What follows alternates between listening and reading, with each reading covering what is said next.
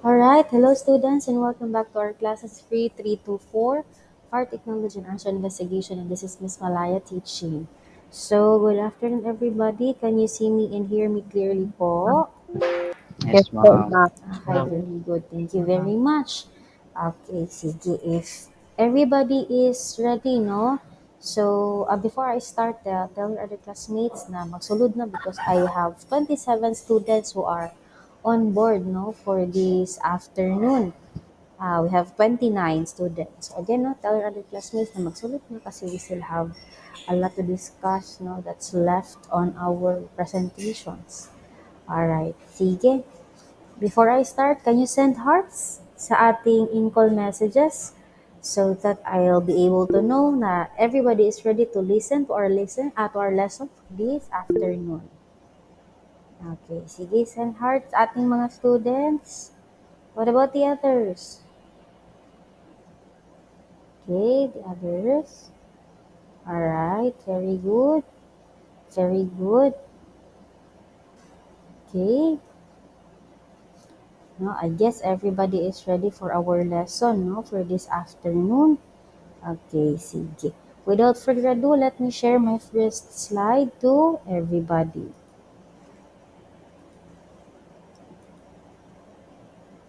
So we have here the week 8 to 9, part 3. So last Wednesday, we discussed part 1 and part 2. So for now, let's have part 3. Okay? So this is still in continuation, no, with the telltale signs. So we stop at, I guess, no, that was number 5. So in telltale signs, no, in the Arson investigation, ibig sabihin, di ba nun, mga sinyas, no, or mga signs na makaingon siya that on one glance, no, or sa tong unang tingin, no, makaingon ta nga that is maybe an arson fire, no? So we have here the size of fire. So sige daw be, who wants to read size of fire? Any volunteer that who would like to read? Yes, Beverly, go ahead. Sige, Beverly, go ahead. Number 6, size of fire. The size of fire is important when correlated with the type of alarm the received on the time of arrival of the first responder at the fire scene. Fire makes what might be termed a normal progress. Such progress can be estimated after an examination of the material burned in the building and the normal ventilation offered to the fire. The time element and the degree of headway matched by the flames became important factors to determine possible incendiarism. Alright, thank you very much for the students. So, size of fire. So, titingnan natin, no, si firefighters pagdating sa fire scene. No, ala, dali ra gid kini dako ning kuan ay ning kalayo. Okay? So, sige, bana-banaon na to. When there is an investigation, titignan natin. Anong oras ba na nalaman na may sunog, no? Um, anong type ng alarm, fire alarm ang ginamit, no? So, malalaman natin yan. At saka, anong oras nakarating yung ating mga first responders doon sa fire scene. No? So, pagtingin nila, okay, pag first examination pala, uy, ang material ng building, semento. Well, it is cement, no? Dili na basta-basta masunog. Pagtanaw nila, uy, nganong semento man ni ang tibuok building? At saka metal, bakit nasunog agad? Dako na makaayo ni. Diba? There should be possibility that it was an insight to an arson, no? So, makikita mo yan kasi, di ba, yung sa discuss natin last time that malalaman mo na ano ang building that is made of ng mga materials kasi may building plan sila, di ba? So, doon pa lamang malalaman na natin kung ano ang materials na ginagamit doon sa building. Okay? So, one of which is size of fire. So, next one. Sige daw, who wants to read this one? Number 7, any volunteer? Sige Genevieve, go ahead. Direction of travel. While it is admitted that no two fires born in identical fashion, yet it can be shown that the fire makes normal progress through various type of building. Considering the type of construction, the building materials, combustibility of contents, channel of ventilation, and circumstances surrounding the sending of alarm, an experienced investigator can determine whether a fire has spread abnormally fast. Alright, thank you very much for the student. Diba, sabi ko sa inyo, last time, malalaman natin based doon sa origin, point of origin ng fire. Kasi nga, yung point of origin ng fire natin, may kanya-kanya yang direction of travel. Magdedepende yan sa gilamoy niya nga fuel. No? So, syempre, kung ang mga walls ang masunog, kung pananglitan sa left wing, sa mga wall, okay, sige, pananglitan, yun na to. Padulong po sa left ang sunog. What about the right wall? Okay, so, ang makita dito sa burn patterns nato no, sa direction of travel sa fire is dito po sa pika sa right side po. So, kunti nga latangan naman nga duha ka direction of travel ang naa sa point of origin sa fire. Considering those materials na gigamit nato sa building. Ay, baka indicator yan na arson. No? Kasi nga, bakit paspas siya gilamoy? Malalaman niya ni arson investigator if he or she is well skilled enough kung how jud kaayo siya matan-aw, no? Kasi magdedepende yan sa kahawd mubantay via observation of the sense of seeing. No? Kung makita nimo ang mga patterns, no? Ang mga ebidensya na agad sa imong ato bangan. Okay? So, di ba? Kuyaw kay no. So, pagdedepende yan sa direction of travel no, sa fire. Katong mga burn patterns ng atong na-discuss. Okay? Katong ato ang mga point of origin na na-discuss. No? So, take note of that. Baka sa susunod, no, magiging isang investigator, arson investigator na kayo no, in the near future. So, this will be your guidelines on how to deal with a fire. Okay? Sige, number 8. Yes, Kenneth, go ahead. Number 8, intensity. The degree of heat given off by a fire and the color of its flame oftentimes indicate that the some accelerant has been added to the material normally present in a building, and the investigator must look further for more evidence use of such accelerant. Thank you very much for that, Steven. So, one of which is the intensity. Ang dakon sa kalayo. Okay. Now, kung kanang sunog, kung normal nga combustible materials lang, di ba? I have given you the list doon sa presentation natin kung paano nyo malalaman kung anong type of combustible material ang nasusunog. Malalaman nyo kung anong kulay, di ba? Based on temperature, yung flames. Okay, so magagamit natin yan. When you are a investigator, kapag nakarating kayo sa area ng mas maaga, mas marami kayong ma-observe during fire. Okay? So, if your firefighters also has good observations, malalaman din nila kung anong klase yung nasusunog doon na mga fuel. Kung may accelerants ba yun? Kasi they are expert on that field. Diba? Pwede din natin silang magamit as expert witnesses on court. So, yung ating mga investigators, usually magbantay sila sa color sa aso and then color sa kalayo. Okay? So, just read, di ba, yung pinakita ko sa inyo last time na colors of flame, at saka at colors of the, colors of the smoke. Okay? So, naka-indicate man doon. So, when a specific color, usually, no, na makita nato, nga makaingon tag that is, they are using accelerants. Okay? Magi-give off yun ng color na specifically for accelerants. Okay? Sige, I will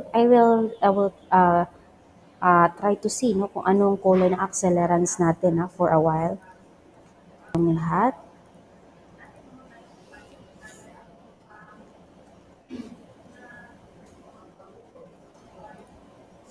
Okay.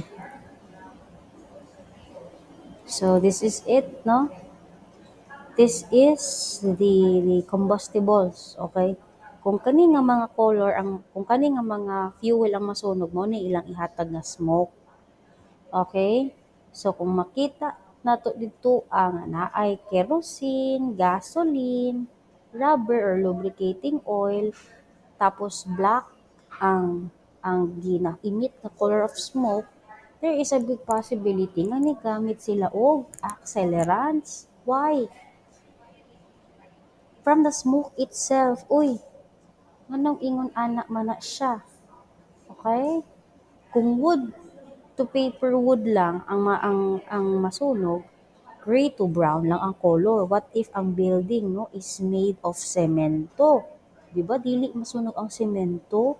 It only just cracks. Ma-crack lang na siya. So there's something fishy about the fire that happened. Okay? So the good investigator can possibly see by the basis of the color of the smoke as well as the flame color. Okay? Hala, ano, itom kayo ang aso.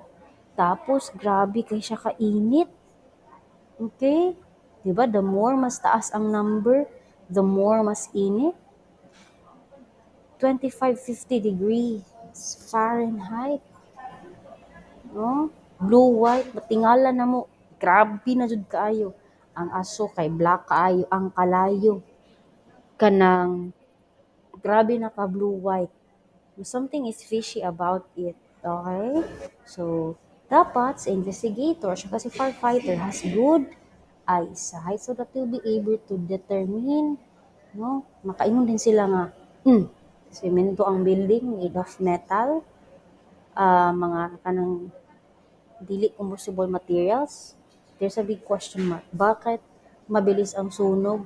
Bakit kulay itim ang sunog? Bakit sobrang ah, init ng temperature, no? Bakit iba ang flame color? Okay? So, dapat maging observant ang ating arson investigator. Okay? Sige, let's continue.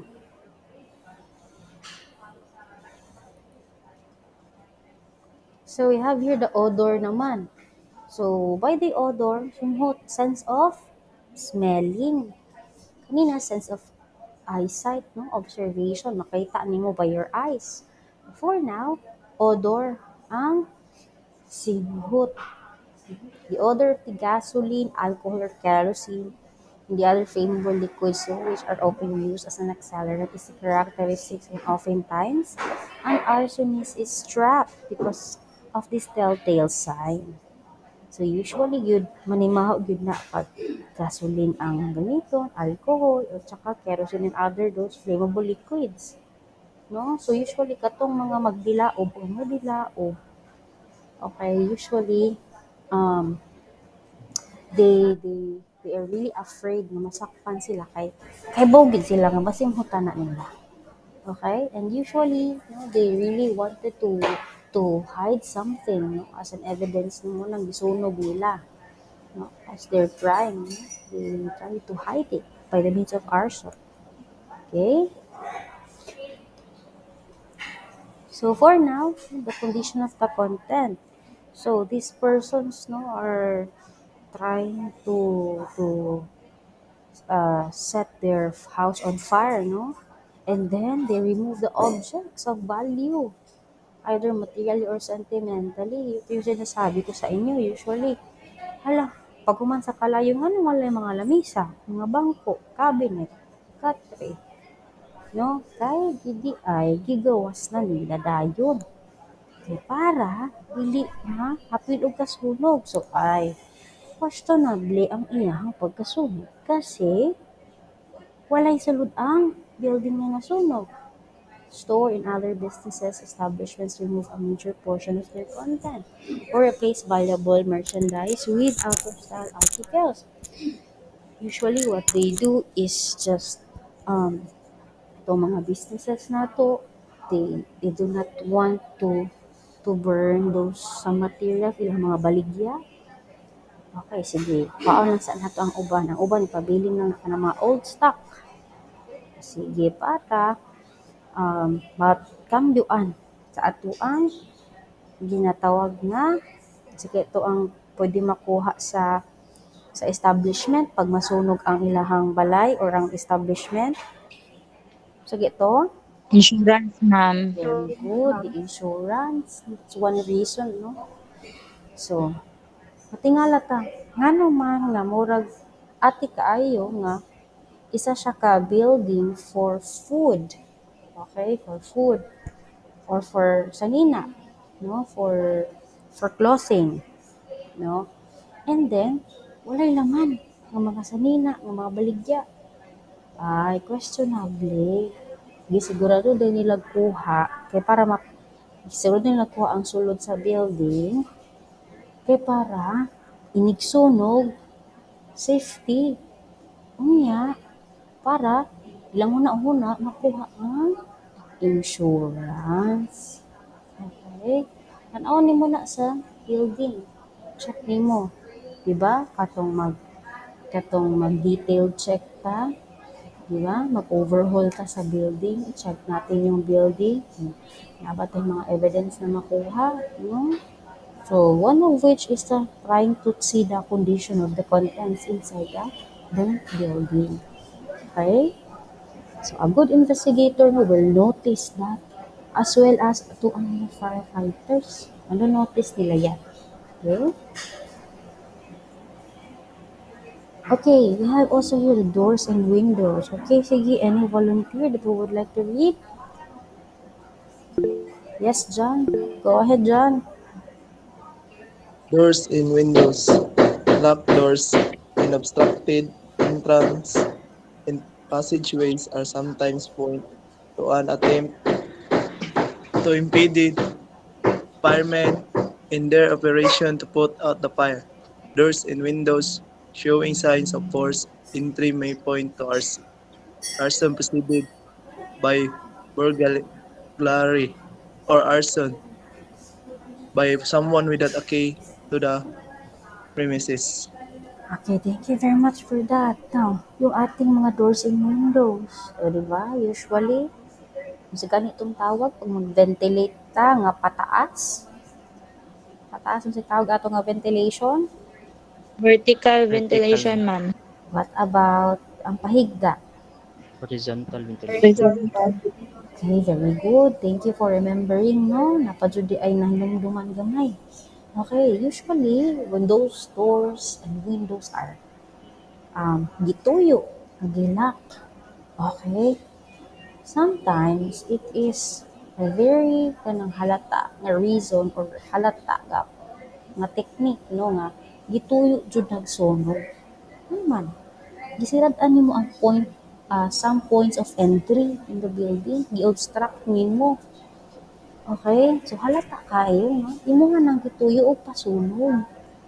Na, no? So, ang uban, dili ginalak, pero ginabanginan o bangko. Okay? Ang uban naman, ginakandado ang mga doors or ang windows, ginabutangan og something na hard nga pagsalipod para dili siya ma-open. And those are some of indicators of an arson fire. Okay? So, para gina-prevent nila nga makasulod si firefighter inside the building. Okay? Alright, we have here other suspicious circumstances. No? Interested bystanders sa familiar faces, bystanders sa kanang tambay or kanang makita mo dira ang naa dira sa daplin. Those are bystanders. No? And discovery of some objects which might be a part of a mechanical fire setting device. Among debris, mechanical fire setting devices kanang naamoy, it's either pabuthon or it's either kanang murag ala kanang certain nga maka-trigger sa cellphone, di ba? Usually, mo nilang ginagamit, no? And then, no, maybe, ang katong bystander, nagtanaw yun siya nga, hantod kanus ang maugdaw ang sunog, no? So, atong mga firefighters should also have good observation among those people na nasa kilid-kilid kasi, di ba, yung mga witnesses natin may be a part and suspect of the arson. No, di ba, pwede natin silang ma-question, di ba nga, kukunin natin ang kanilang names. Baka they are related to the fire that happened. So, ako bang tao, yung mga bystanders, when there are fire, ako ba na hawa man dahil na kay initan man na. No, syempre init man na siya, unya di po ka gusto nga maguot dito ah. So, some persons mahawa dahil na papakipagson kay mahadlok po. Some persons remain on the scene, in the fire scene kasi usyoso yan siya. And some of them maybe siya ang nagsunog. Okay? So, magbantay-bantay mo kinsa ang kahinahinala nga tao. Dili man sa pag-stereotype sa mga tao nga naa dito ang mga discriminate kay bali nitan-aw ra di ay mo na ang suspect dayon. Dili pa. Mangusyoso ta kay basin unyag apil na siya kasi one of which on the research that on the study no based na ato atong lesson, maybe there's a big circumstance or there's a big possibility gyud apil na siya sa arson case. And also, magbantay ta kung naay mga cellphone and mechanical devices nga pwede nagamit nga nabilin sa car scene. Okay, so na kailangan maging careful din si firefighter, no, 'di ba? Yung pagha-handle ng ating mga evidences, 'di ba? Sinabi ko sa inyo, always do not touch or alter anything unless photographed and documented. Always yan ha, SOP yan natin. Okay, kahit sa ang tri-bureau man kayo mapunta. So, ayaw ninyo siya o i-alter. No? Inyo gid siya iampingan o tarong no? Paghanda sa evidences. Okay? Okay, we have here the legal aspects of fire investigation. So, arson and the other crimes involving destruction. So, again, no, let us redefine arson. No? Is an intentional or malicious destruction of property by fire. It may be your own property, it may be others' property. Basta kay property.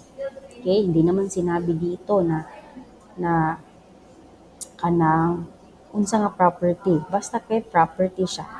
Okay, imuhang property. Your property or others' property. Diba? Some of the arsonists gusto manghadlok, no? Mag-blackmail, ah, katong taguan ang crime, ngayon gibuhat concealment of crime, at saka gusto lang jud niya katong walay motives, katong mga daotong kutok, di ba? Usually, mo man jud na ang ilahang ginabuhat. Okay? So, again, pag arson gani, nagitay usually ginadaot nga balay by the means of sunog. Okay? Usually arson is kanang man-made siya. Okay? Gibinuhatan yun siya sa tao. Dili siya natural, dili po siya accidental. Okay? So we have here the legal aspects of arson or fire investigation. No? It is the concern of the fire investigator to prove malicious intent of the offender. Intent must be proved, otherwise no crime exists. Diba? Again, intent. What is atong intention? What is the main reason? Ano ang ugat kung bakit natin sinunog yung specific na building na yun? Okay? So, yung ating tinatawag na fire will not be an arson if dili siya mapakitaan or mapangitaan og mga evidences. Okay? If dili na to ma-prove ang iyang intention, nga nganong sunugan siya. 'Di ba? Yung mga intention natin is katungkuan ng insurance, concealment of crime, kana. So, tan-aw na to dahil na siya nga mga factors kay para ato siyang mapasaka nga kaso as arson. No? The law presumes that fire is accidental, hence criminal designs must be shown. Always na, di ba? Ang isa gani ka criminal, maski nakakommit na nag-crime caught in the act, you are you are innocent until proven guilty in the court, di ba? So, ang fire code, we must always presume it as an accidental fire. So, as an investigator, kinakailangan natin i-prove sa korte that there is a criminal design. Okay? Yung mga circumstances, sama sa katong mga burn patterns, travel of fire, di ba? Yun yung mga sinasabi ko from the past discussions. Okay, so kailangan ma-remember to ninyo sila when you become an arson investigator in the near future. Okay? So fire caused by accident or criminal design must be shown. And fire caused by accident or negligence does not constitute arson. What if nabilin lang ang rice cooker nga nakasaksak for how many hours wala na ibot, or ang ato ang mga electrical wirings ni buto nagtuytog sunog, ang nabilin nga kandila naka-create nakaugda og sunog sa tibuok balay, it will not constitute arson. Kasi katangahan mo yan. Okay nga nasunog. Wala man kay criminal design, wala kay criminal intent, wala kay malicious intent to burn down the house or the building. Ang imo lang pagtinamara ka. Okay? So, dili na siya arson. So, remember these facts, okay? So, let's proceed. So, we have here no, the basis of criminal liability and arson. So, ano yung uri ng building na nasunog? Pila na pod katuig ang building niya natukod. Okay, those are basis. Kasi pag daan na kayo nga building for how many years? 30, 35 years na siya nakatukod nga building. Dako na kayo ng insurance. So, maybe, no, gusto na nila ko ng insurance, naman nang gisunog na nila kay dili man nila makuha kay likod pa man ang building. Okay? Location of the building, saan siya nakalocate, okay? Extent of value of damage, gaano kalaki ang danyos, millions, billions ba yan siya? Is it inhabited or not? No? Some buildings are shopping malls, okay, school, some of it are houses, no, apartments. So we have here the RA 9514, or the Revised Fire Code of the Philippines of 2008, no? It is an act establishing a comprehensive fire code of the Philippines, no? Giripel niya ang PD number 1185, no, that was approved, no, by President Gloria M. Arroyo on December 19, 2008. So, ang ating new fire code, no, it aimed to promote economic development through the prevention and suppression of all kinds of destructive fires, and to boost the fire service as a profession. And the law is consolidation of Senate Bill number 2553. Okay, we have here also the authority or power of the BFP chief. So, yung number one, no, issue closure orders for building structures declared as fire hazards, notwithstanding any permits, clearances, or certificates earlier issued by local authorities. And also, the power of the BFP chief is to order the removal of hazardous materials or hazardous operations no, of business establishments whose physical layout is prone to industry-related fire incident. So usually, pag moingon na kana nga building fire hazard na siya for number one, issue din na sila og mga clearance and certificate, no, mga makaingon nga ipa-close na siya kay delikado, masunog.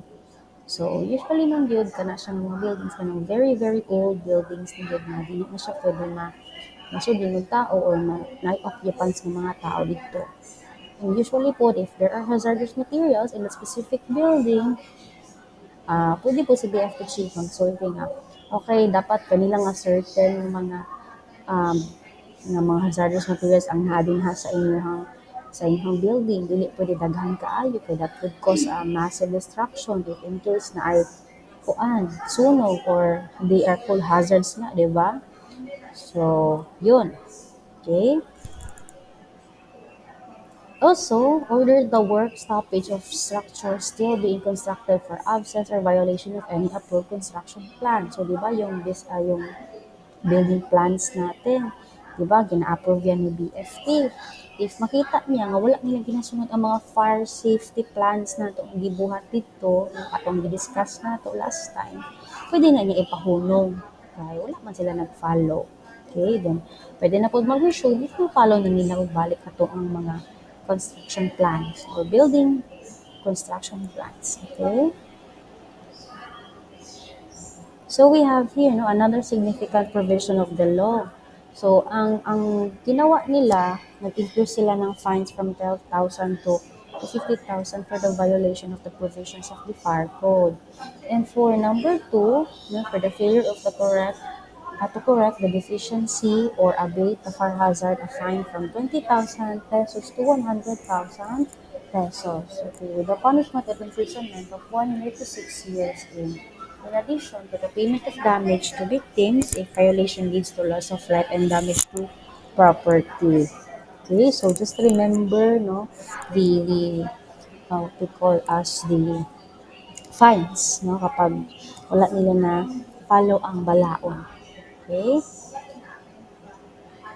Also, no, they impose accountability no, on public officials or employees to reprimand, suspension, or removal, no, as well as criminal penalties for negligence. No?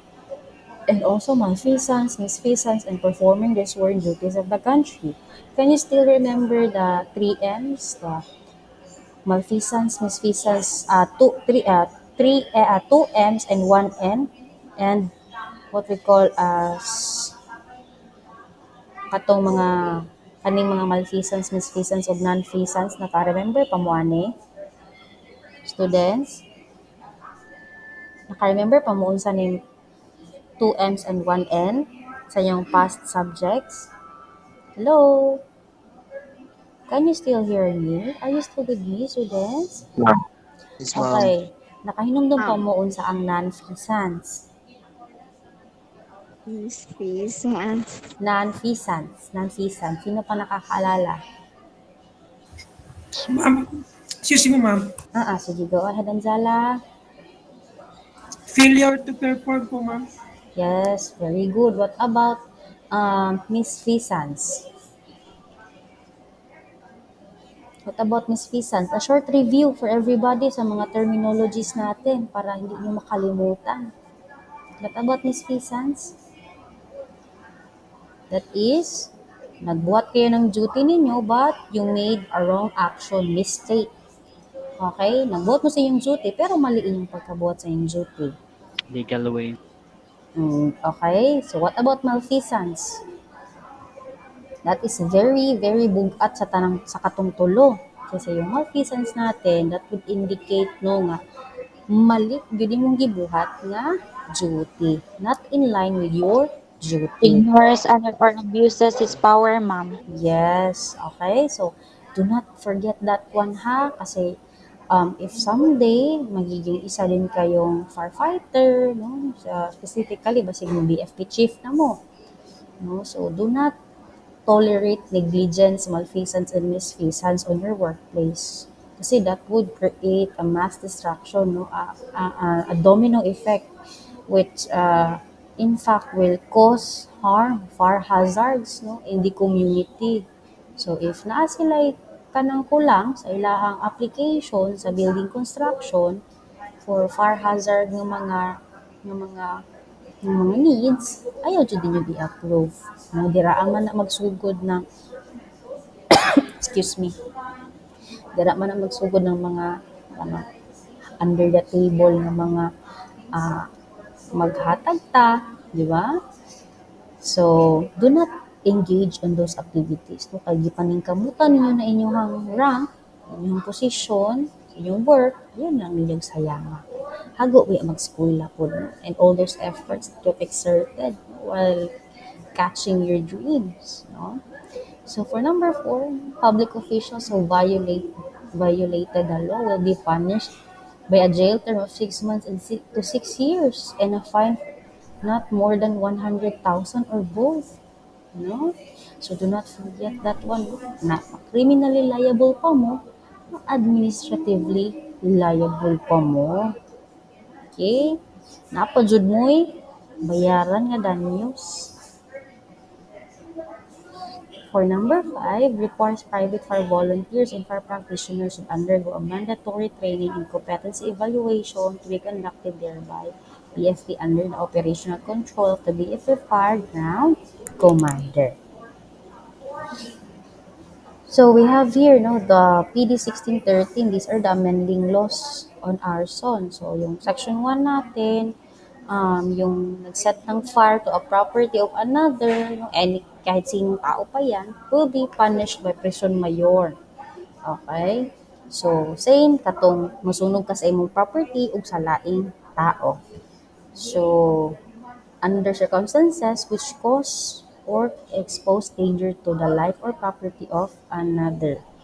So, for Section 2 naman, the destructive arson, the penalty of reclusion temporal in its maximum period to reclusion perpetua shall be imposed by burning the following. Yung kapag ang gisunog nimo kay kanang ammunition factory mo kuan sa bala buhatanan oy daghan na kay mga black powder ana boto-boto jud nagmaayo and also kanang mga explosives delikado ano yung mga flammable natin ng mga combustible materials no ana grabe gid na reclusion temporal gid na up until reclusion perpetua gid imong kaso maglahi-lahi man na pati katong mga archives nato mga files no mga building naman na public buildings yung museums no whether public or private kay ka syempre na po di atong culture education nato nga nakabutang sa museums ya sunugon ra tanan di ba church, worship places, no? And usually, katong mga places nga asa mag-assemble ang mga tao. Okay? Yung ating trains, airplanes, aircraft, vessel, watercraft, or conveyance of transportation for persons or property. Di ba? Any property nga sunugon nimo nga nakay malis, that's arson. Sunugon nimo ng motor sa imuhang mortal na kaaway, that's arson. Okay? So, no, no, no, no. Ayaw dyan mo pag-resort, anak. No? Reclusion perpetua, pila ang katuig mo mapriso ang reclusion perpetua. Diyos ko day, yung ayaw na lang dyan. Okay? Any building then, no, where evidences is kept for use in any legislative, judicial, administrative, or other official proceedings. Court, inyong sunugon. Uy, Diyos ko Lord. Di, pwede. Dati ang mga ebidensya sa prosecutor's office, sa PAW, bawal na siya. Hospitals, hotel, dormitory, lodging house, house tenement, shopping center, public or private market, theater or movie house or any similar place or building, as well as yung ating building whether used as a dwelling or house, balay po'y ana ng dwelling, situated in a populated or congested area. Kung inyo nang mga tanan, reclusion temporal to reclusion perpetua inyong kaso. Okay? Section 3 naman, no? We have the other cases or forms of arson. The penalty of reclusion temporal to reclusion perpetua shall be imposed if the property burned is any of the following: office of the government or any of its agencies. At saka yung mga uninhabited house or dwelling, maski wala pa na po'y nga balay, sa ngalan nga balay na siya, puloy ana, maski walay occupied, still. Okay? Can you see, no? Reclusion perpetua, reclusion temporal to reclusion perpetua. As well as any industrial establishment, shipyard, oil or depot, no, mine shaft, platform or tunnel. No? So, any plantation po daw, farm, pasture land, growing crop, grain field, orchard, bamboo grove or forest, as well as any rice mill, sugar mill, cane mill, mill central, and also our railways or bus stations or airport, wharf or warehouses. Bawal yung sunugin. And meron din tayong special aggravating circumstances no in arson no. So maximum period pa rin no kung committed natin yung sala or yung pag-arson with intent to gain. Kakol insurance. committed to benefit of another, no, motivated for hatred towards the owner or occupant of the building. No, if committed also by a syndicate. And the offense is committed by syndicate if it is planned or carried out by the group of three or more persons. I believe this was discussed on your criminal law. You should be familiar with this. So, again, um, do not forget the terminologies, no? As well as Section 5, where that results from arson if by reason or on the occasion of arson that results, the penalty of reclusion perpetual to death shall be imposed. Di ba? If nagsunog man ang balay, tapos na may intent, na may motive, intent to gain, and then, naay namatay. Sa mga kabalo na rin natulog sa sulod. Agoy. Reclusion perpetual to death yun ang iyang punishment. Okay? So for Section 6 naman, we have the prima facie evidence or the prima facie evidence. Depende na sa inyong paglito. Basta ako, prima facie akong ganahan, no, of arson. Any of the following daw. Following circumstances, no, that will constitute the prima facie evidence, no? If ang sunog started simultaneously in one more than part of the building or establishment, lahi o point of origin, sinabi ko sa inyo kanina. So, those are some of the evidences na pwede natin makuha, di ba? So, if substantial amount of flammable substances or materials are stored within the building, not necessarily in the business of the offender for household use. Tingala kadaghan kayo gas dito kerosene sa sulod sa building niya. Normal naman ito nga balay. Why do they need such huge amount of gases, no? Or kerosene, no? Questionable, no? Accelerants dito siya. If yung ang ating gasoline, kerosene, petroleum, or other flammable substances or materials soaked there with containers thereof or any mechanical, electrical, chemical, or electronic contrivance designed to start a fire. Ashes or traces of any of the foregoing are found in the ruins or premises of the burned building or property.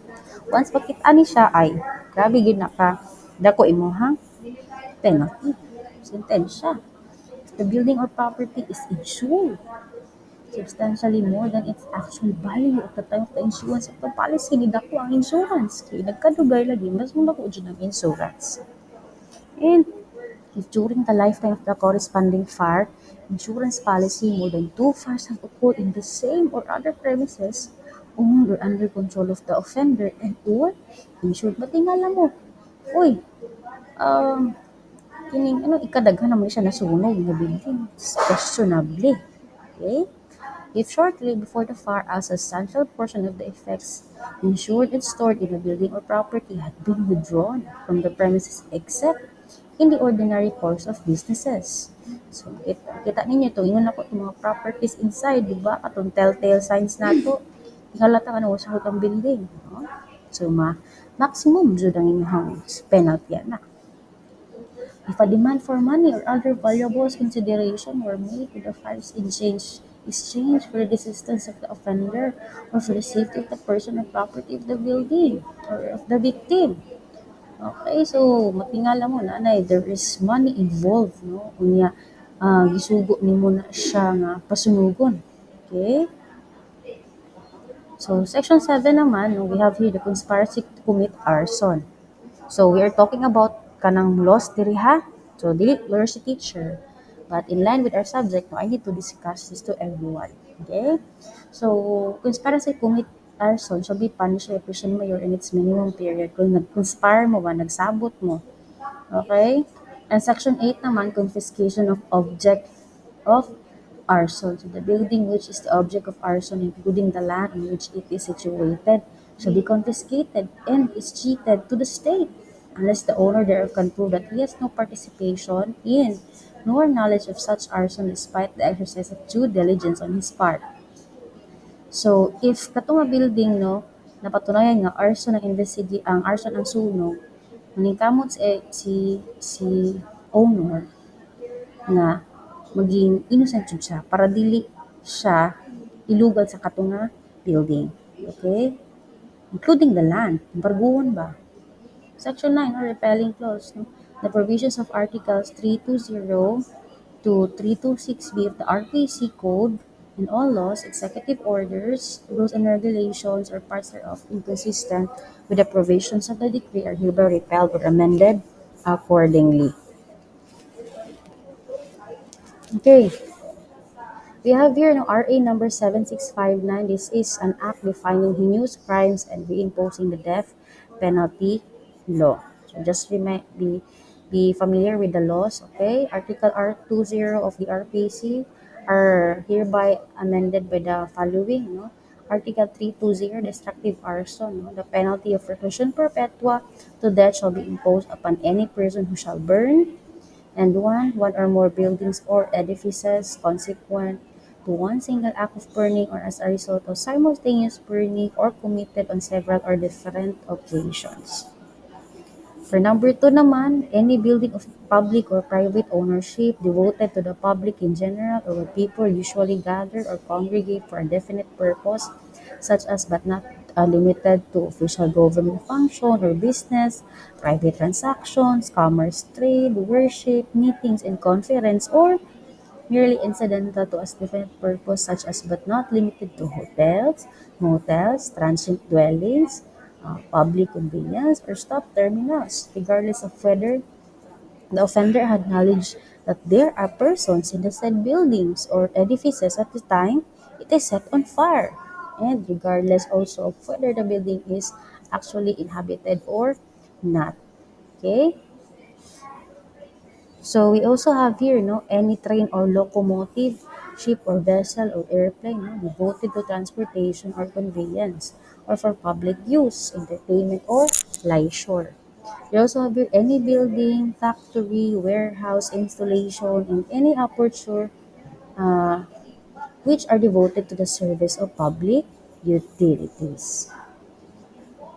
So we also have here, no, any building, the burning of which is the purpose of concealing or destroying of another violation of law or purpose of concealing bankruptcy or defrauding the creditors or to collect from insurance. The penalty of reclusion perpetua to death shall be imposed upon any person who shall burn the following.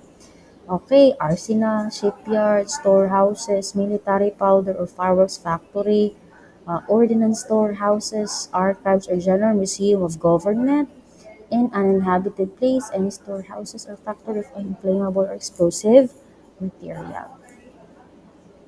So we have here the testimonial evidence in arson. So it is given in the court or disposition by one who has observed that which he is testifying, or one who thought he was not observed the facts is nevertheless qualified to give an opinion relative to such facts. No? Said by Sadili and Pena, 1998. So that is the end of 3324 Fire Technology and Arson Investigation.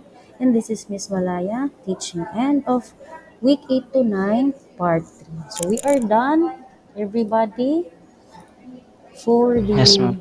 part 3, no? Very long discussion kasi it incorporates laws na yun, no? In RAs, no? Regarding arson. Okay? So if ever mapatunayan natin from the very start, no? Yung ating mga na-discuss, mga patterns, no? So ngayon, mas naintindihan nyo na, no? Kung bakit kailangan natin yun hanapin lahat, no? Para masabi natin that this is arson talaga. Sige, do you have any questions, clarifications before we end the class? Any questions? Wala na ba? Wala na questions? Atong sa final requirements, ma'am ba? Yes, go ahead. Mag-video rami ato, ma'am, about ato, ma'am. Yes. Pwede ninyo buta kag background music and all. Depende sa inyong gusto. No? Para lang mong nag-TikTok video ba nga. Gina-describe ninyo unsa ang naka-assign nga topic sa inyo ha. Okay? Thank you, ma'am. Okay, sige. So, be creative with it as much as possible. No? Kasi questions? Nan? No, hindi siya isa-isa, Miss Mikey. By group siya po. Okay, so reminding everybody, no, na maningkamot kung makikooperate sa by group natin. Sige. Any questions pa po? Kasi by group may naka-assign nga topic Ay po. kanang katong sa video ma'am kay kanang tanan gyud ni makita sa video ma'am or kanang okay ra kanang talay magkuan. Pwede ra gani, isa ra ka buok or naray mag voice over, pwede ra pod hindi mo makita, no? Pwede ra pod mag-animate lang mo sa inyong video. No, dili man necessarily na kamo jud ang artista sa ato ang video or model sa atong video, no? So, na sa inyong pagka-creative din ha. Okay? Sige, questions? Okay na ba? Sino pa yung may tanong? Questions po? Okay na, sige. If you not have any questions, everybody please try to open your camera so that we can take our photo documentation for this afternoon. Pakita ang mga kagwapo o kagwapa be sa akong mga estudyante. Sige daw. That was a very full fact lesson. No? Daghang kitag natun-an karong hapon. Alright, everybody, show us your widest smiles, doggy. On 3, 2, 1, smile. Alright, thank you very much everybody for attending this afternoon's class. I hope you've learned something from it. I will see you again next week. Goodbye, babush, paalam, and happy weekend po. Bye-bye. Bye, ma'am. Thank you. Thank you. Bye, ma'am. Hi, ma'am. Thank you. Thank you everybody for attending.